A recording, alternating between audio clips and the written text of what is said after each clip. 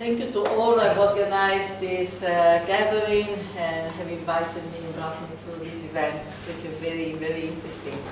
What I'm going to do, I don't have a paper presented, for the occasion, but what I'm going to do is to present schematically the kind of analysis that culminated with Caliban and the Witch, but had been developing within certain circles of the feminist movement, an analysis of Marxist work and critique of Marxist work, in particular its concept of capitalist development and primitive accumulation, and then look at the significance of that kind of analysis for the present, for understanding the new forms of capitalist accumulation, and some of the effects that they had on women, not only in relation to work, but to new forms of violence.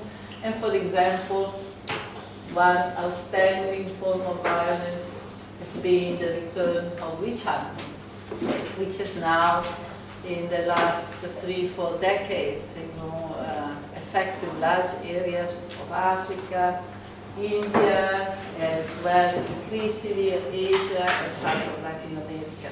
So this is what I'm going to present today. And first of all, the context in which this perspective that I'm going to present developed, which were the debates within the feminist movement in the 1970s, when one of the key discussions and the key interest was to define, the roots of the specific form of discrimination, the specific forms of oppression that women have suffered, and continue to suffer in capitalist society. So there was a very broad agreement at the time that we had to look in the direction, of course, of what used to be called the private sphere, that unlike men, women were not exploited only as wage labor, although many were, but were also exploited as domestic workers, as house workers, and they were exploited in ways that affected our lives, and were more devastated in a way than any form of exploitation that wage worker was subjected to. That the exploitation the women were subjected to affected their body intimately, sexuality, and of course relationship with men, and a relationship and a relationship of subordination in society. So the agreement on the importance of domestic work, housework, for understanding the social position of women in capitalism was broad, but there were important differences among feminists on this question, because many subscribe to the traditional socialist viewpoint that women suffer a particular type of discrimination in capitalism precisely because they are engaged in a work, domestic work, that presumably it's not really productive of capital. It's not really productive of capitalist wealth. And if you cannot produce capitalist wealth, you cannot undermine it. You cannot fight effectively against it. In other words, the argument was that yes, women suffer special discrimination because they are predominantly house workers or have been traditionally. At the same time, this work is a personal service, or others said it's a heritage of a previous pre-capitalist society, and as such, places women in a subordinate position. At least the wage worker has the power that is conferred by the wage, which recognizes his contribution to the production of the social wealth. Very schematically, I was part of a broad women's organization in which there were women also who had knowledge of anti-colonial struggle. Also, some of us were in the United States, and of course, we very much responded to the start of the civil rights movement, the Black Power movement, whose base of power was not the factory, whose base of power was the community. And we began to develop a very different analysis, which culminated, with the thesis that, on the contrary,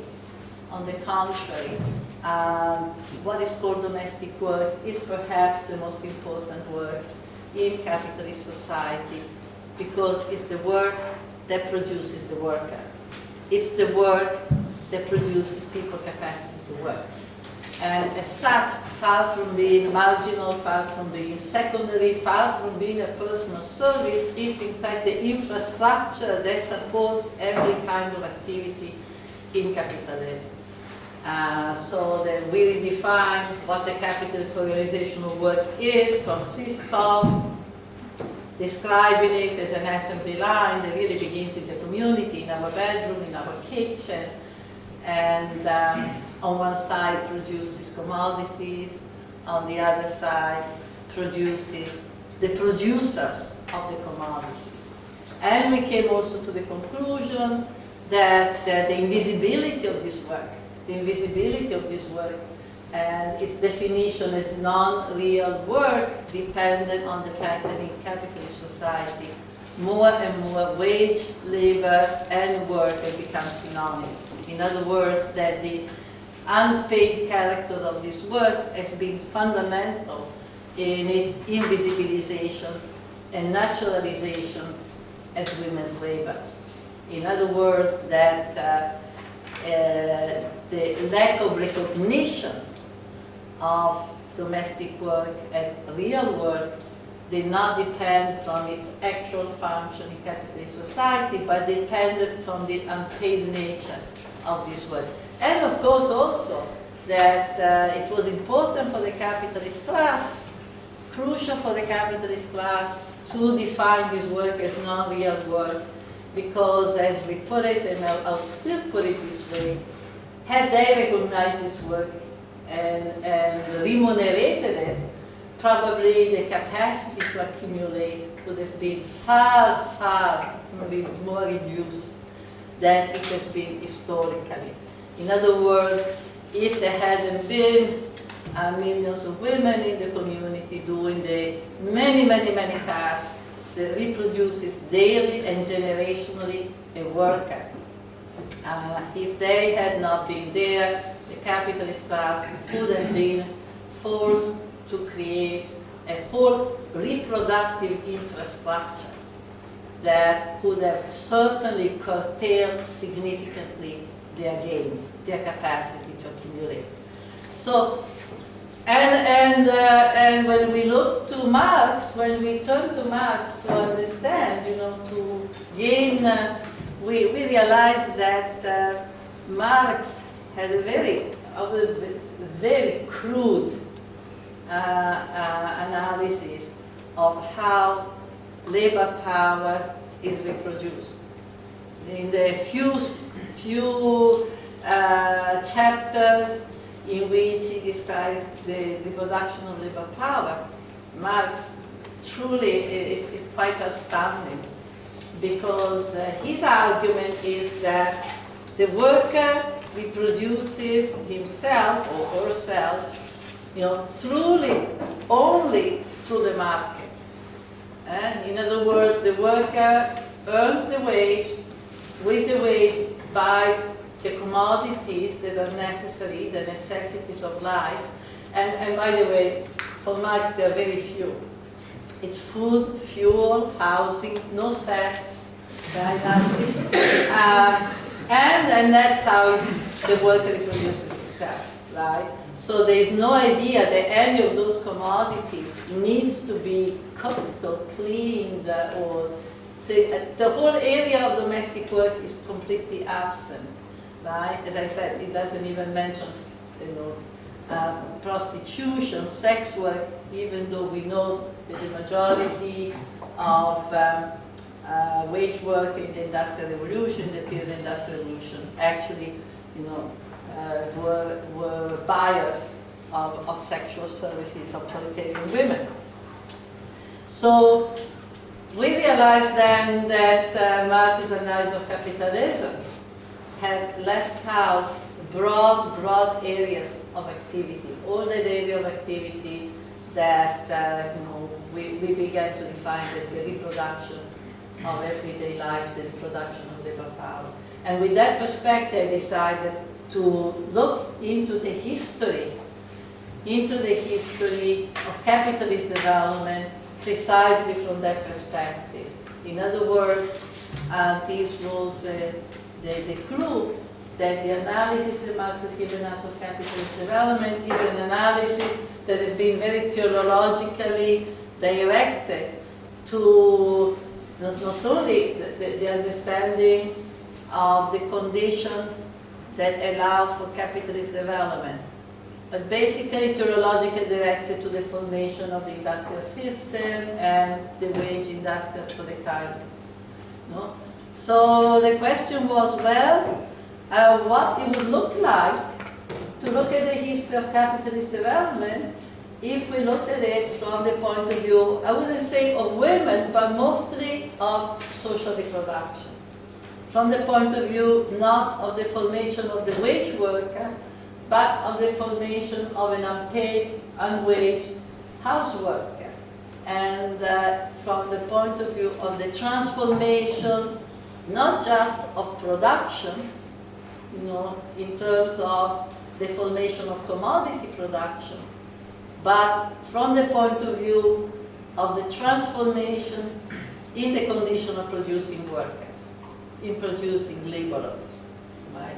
And this is the work that I've done in Caliban and the Witch, and it's been a long process, very, very long process, because I began with the 19th century, the last quarter of the 19th century, when you had literally a reform of the capitalist system, the reform that leads to the creation of a new patriarchal family and a new patriarchal regime, which I define the patriarchy of the wage, right? Because by the last 20, 25 years of the 19th century, we see the reconstruction of the proletarian family, right, which had been pretty much dismantled in the Industrial Revolution. And we see capitalism engage in a very broad reform with the institution of the family wage,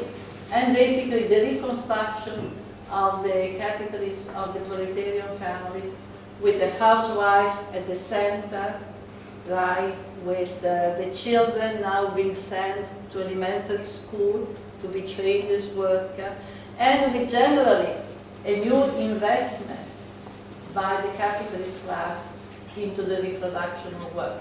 And maybe I'll come back to it if there is time later on. But I was not satisfied with that. I didn't find the answers that I was looking for. And eventually I decided to go back to theology. Going back to theology meant reading, learning. I'm not an historian, and my training was in philosophy. But I became an historian. It took me 20 years, but certainly I spent a long time to try to understand why a capitalist system, how it developed, what condition, you have the process leading to the formation of a capitalist society. So I did a lot of work on the Middle Ages, feudal society, which is the first part of Caliban and the Witch. I present a thesis in the book that capitalism developed mostly out of as a response, to the struggles of the medieval, what they call the medieval proletariat, but the medieval peasantry, artisan, and the crisis that those struggles produced by the 15th century, which added to the broad, devastating epidemic, the Black Death, the devastating epidemic that swept through Europe in that century, also created the labor struggle. So I look at the struggle and the crisis of a feudal class, the merchants, the church, the landlords, in their capacity to continue to command work and accumulate wealth. And I see capitalism, as a response to that crisis. Capitalism emerging, rising through different strategies, And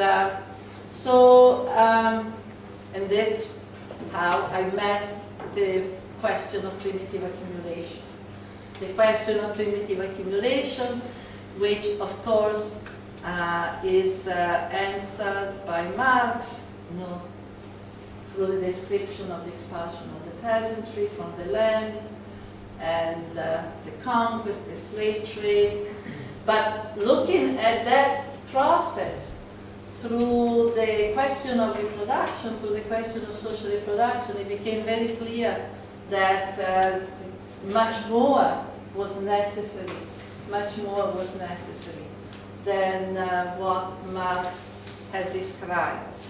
And in particular, in studying the 16th and 17th century, I encountered the witch hunts, the persecution, this incredible persecution that took place in many European countries, and in particular in the countries that were going through a process of capitalization, and lasted for at least 3 centuries, and affected a large number of women. The most conservative is 100,000 women. But clearly it was a much larger number, because we know that many archives have been destroyed, many places where records would be present have been destroyed. We also know that many women were killed under torture or died later of the injuries that they received. But it was very clear to me from the beginning that this was a major phenomenon, and most important, that it was coeval with the beginning of the slave trade, the enclosures in England, with later on the price revolution, the famous price revolution that was triggered by the arrival of the silver from the American mines, the conquest, colonization of the so-called Americas. So it was clear that chronologically, the witch hunt, the witches, that in the popular folklore, because actually this is the way the witch hunts have always been treated, as a matter of folklore. That in the popular folklore were pushed back into the Middle Ages, that this was actually a key phenomenon, one of the key processes of the period of primitive accumulation. And so from that point on, it became very important to understand, what's the relationship? Why developing capitalism had to persecute, kill, torture, arrest, and kill thousands and thousands of women in Protestant as well as Catholic country, in France, Italy, Switzerland, Germany, England, Scotland, why they had to kill in the most horrendous and atrocious ways so many women, and how is it possible that this persecution has been practically erased from the history books? I mean, there are historians, of course, who have dealt with it, many in England, right? But it's one persecution that has never been talked about in any school. Children are never taught about witch hunts. Although, that it's quite incredible to me, particularly because it's a very, very unique type of persecution, where the women who were unique for the brutality of the penalties, but also unique for the accusation. Because these were women that were accused of being enemies of God, enemies of society, enemies of humanity. And most of them were peasant women, artisan women. These were like, our grandmothers. These were not. So I began to try to methodologically to work with, on one side, the demonologies, the confession, whatever material I could find from the period, but also continuously relating it to the specific transformations that were taking place in Europe and in the Americas. Because very soon the persecution of the so-called witches was also exported across the ocean. So to place it in the context of the transformation, social, economic, politically, taking place in Europe from the late 15th to the 18th century, and the legislation, the social legislation that was enacted, right, in different countries, in England, in France, in Switzerland, and then reconstruct to understand why this persecution. And I present a number of theses that now I can only announce. Also imagine that some of you have read Caliban and the Witch. But more broadly, the thesis is, of course, this was a terror campaign. It was a campaign of terror.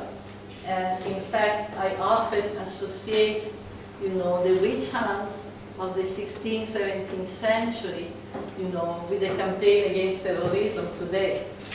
Because a point came, when witchcraft, was basically used as a weapon to attack and silence any form of dissidence.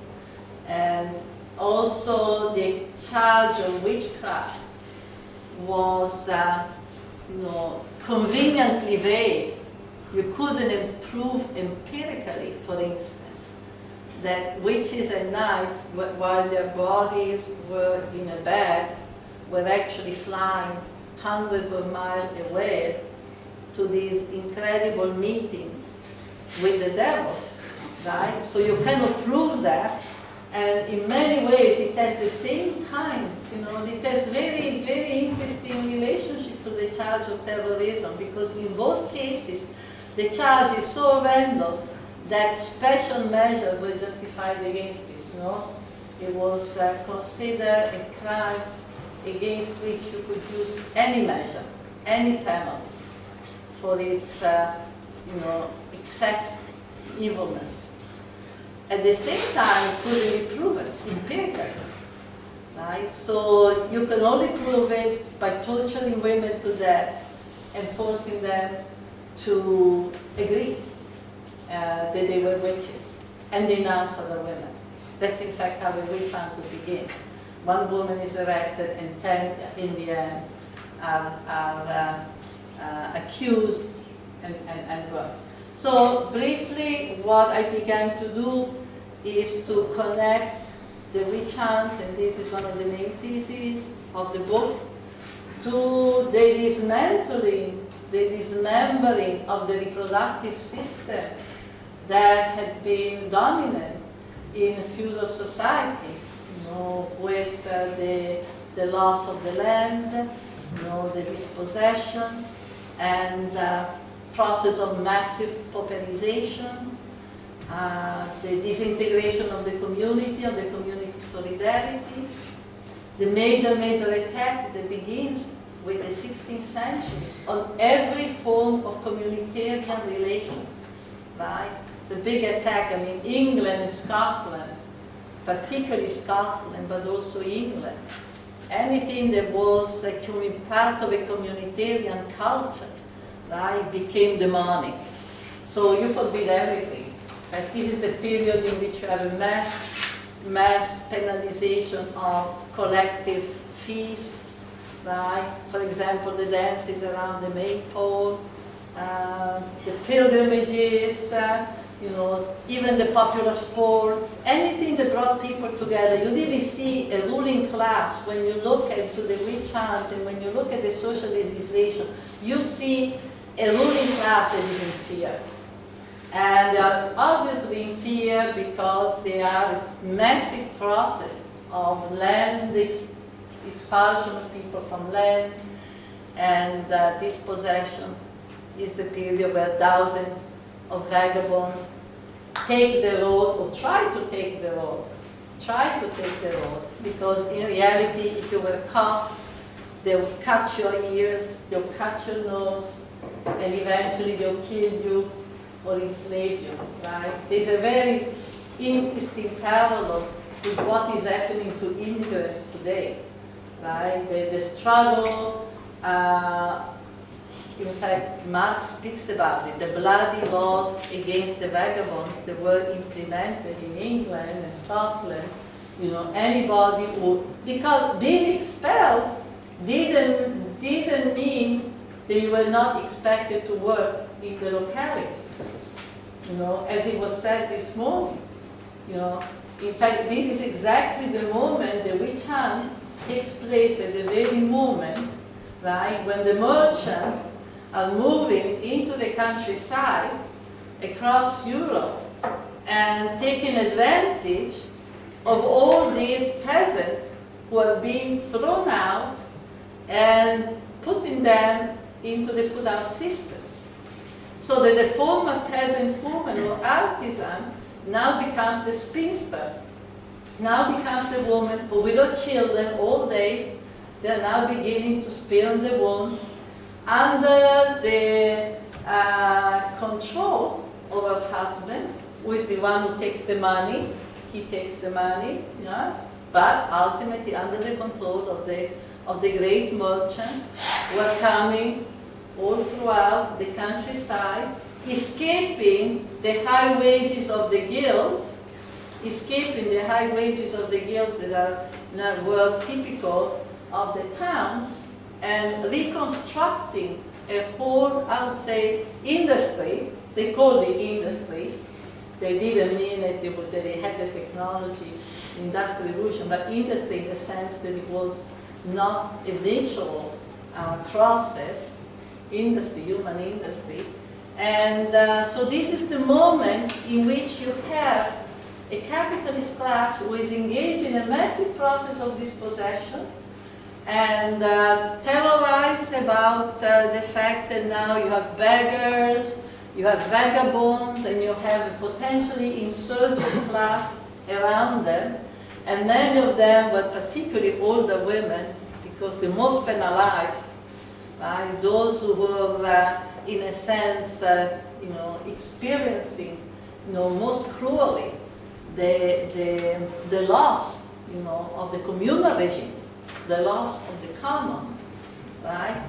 And you have also a capitalist class who is trying to create a new conception of the world, new relationship to life, to time, to space, right? The capitalist organization of work, even in manufacture, already requires a different time and space, requires a kind of uniformity of labor that was not typical of the pre-capitalist period, when a period of intense work were alternated with period of very little work, because the work was more seasonal. And all of a sudden, this is the moment in which in the villages, you begin to have the clock, right? Before you had the bells calling people to church.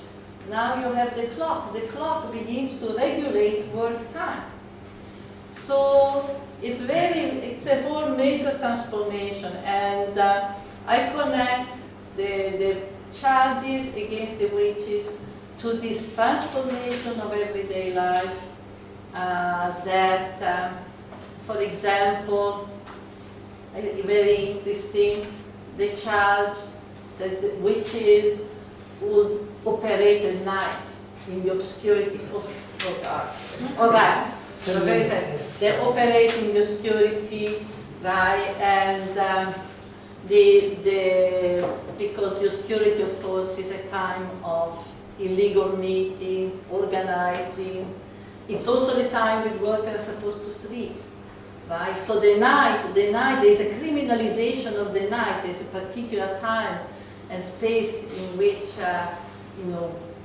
people abroad are seen now as dangerous, right? But most directly have connected the witch hunts to the attempt of the state to appropriate women's labor and appropriate women's body, control reproduction. One of the main charges which is killing children. And I see that as reflecting the beginning of the obsession of the capitalist class with the question of demographic growth, which ties in directly with the discussion this morning by Banerjee on mercantilism, because it's really the mercantilists who are the subject of this new massive interest in the accumulation of labor, right? In capitalist development, on the fact that accumulating large masses of workers, accumulating labor, right, is the primary and condition for the existence of a capitalist society, right? So I connect, and you have now these early economists like Bottero, Baudin, and they're all talking about, the wealth of a city is people. All of a sudden, it's a whole new language. It's a whole new economic language that places the stress on the value of labor and the need, the necessity for a large number of workers, or better yet, what they call a large number of poor, right, of exploitable people. So the mercantilists are the class that organizes the slave trade. There is no question.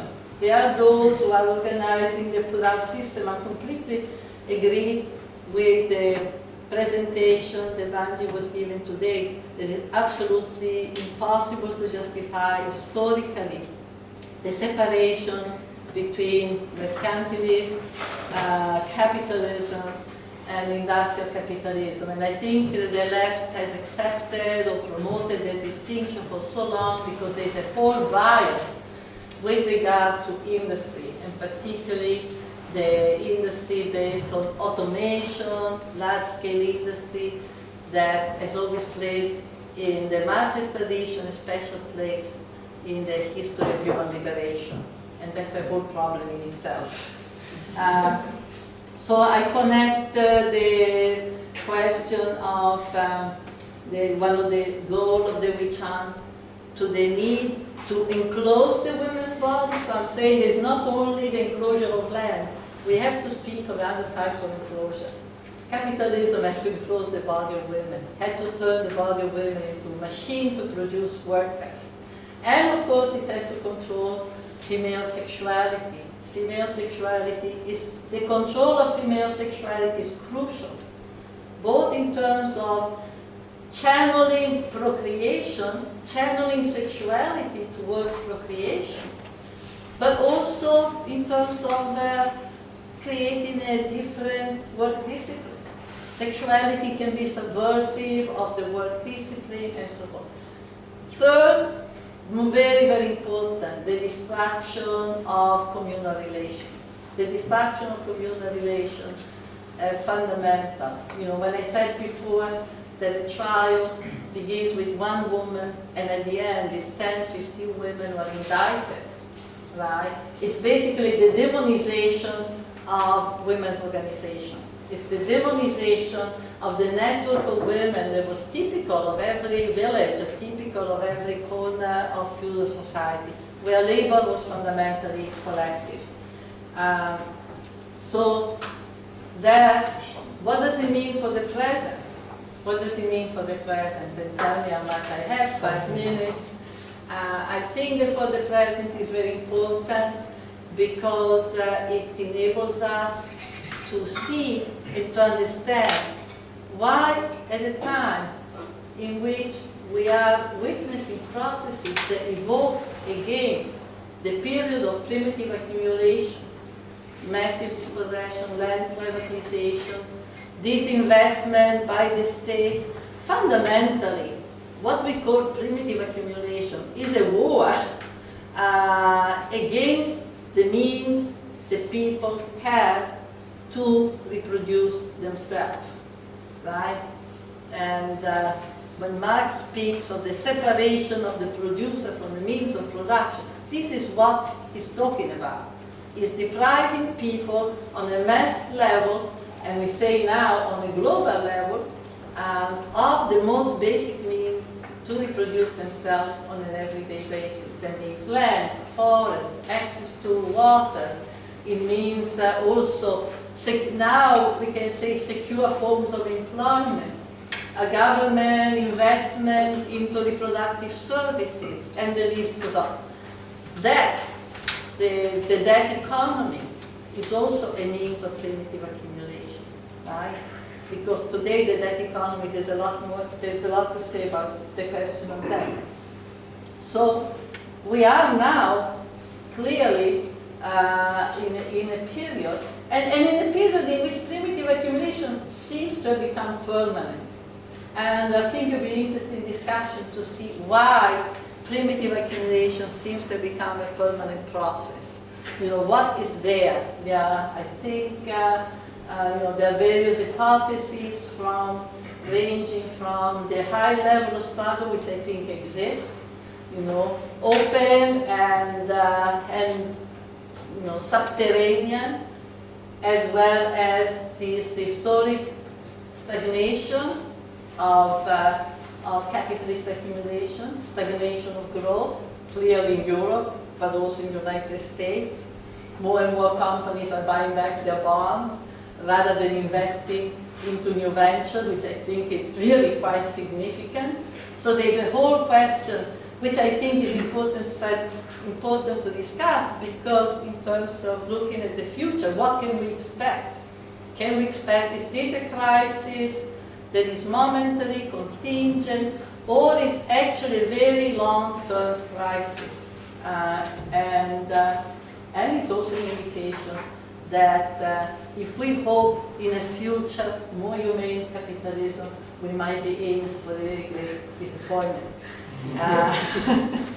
So what looking at primitive accumulation from the point of view of reproduction does today in terms of the present? I think it's very, very crucial, because many of the phenomena that we are witnessing today on the global level are in fact, again, an expression, a response, an expression of the breakdown of the forms of reproduction that in different parts of the world had been dominant, until the 1960s, the 1970s. And the dismantling of the family, the new forms of work and new spaces and times in which now women are migrating. And two phenomena that to me are particularly important are the new forms of violence, against women, and the great surge of violence against women that we have seen hand in hand over the last 3 decades across the globe, taking different forms, but in each case taking new proportion as far as number of murders and assaults, and as far as the brutality of the attacks. And part, very central, of this new growth of violence is the return of new with chance. If you have looked into recent I mean the last 2-3 decades, in African history or India, we talked a lot about India today, there are rituals taking place in many parts of India, particularly in the so-called tribal land, the land of the Adivasi. There are now basically killings of women, and not sporadic, but actually we're talking about thousands of women, both in Africa and India, that for the last 2-3 decades have been persecuted once again under the guise of witchcraft.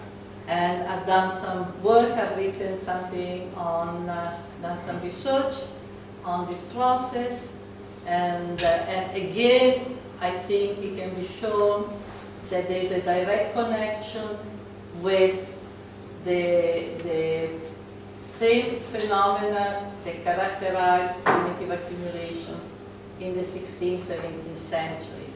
Breakdown of communitarian regime, expulsion from the land, and massive pauperization. And also connected with that is this new cultural campaign, cultural drive that has been financed for many years by the United States, and particularly some right-wing organization in the US that takes the form of Christian fundamentalism, of the diffusion of Pentecostal evangelist sects who are propagating in communities that are being impoverished, in communities that are under massive attack from the International Monetary Fund, from companies, from Monsanto, etc., who are in fact propagating, a very, very perverse type of Christianity, concentrated on the fact that Satan is out in our communities, and we have to be very, very careful. And if we experience impoverishment, this has to do not with the International Monetary Fund or the World Bank, but has to do with the fact that within our community there are destructive forces that we need to identify and exorcise. And in that sense, looking across the world today, you really see again and again more than echoes, which of the past. And I think it's very important to see this connection. Also to see that capitalism is like almost a closed world, right? And what I mean by closed world, and I am here, closed world in the sense that the tools that they have at their disposal in moments of crisis, right, seem to be predictable. That in moment of crisis, again, massive expropriation, millions of people sent to the labor market, impoverishment, and violence. And I think this understanding of what is the essence of this system and how it works is an understanding that is crucial and has to be at the basis of movements that are interested in organizing to create a society beyond capitalism. Thank you very much.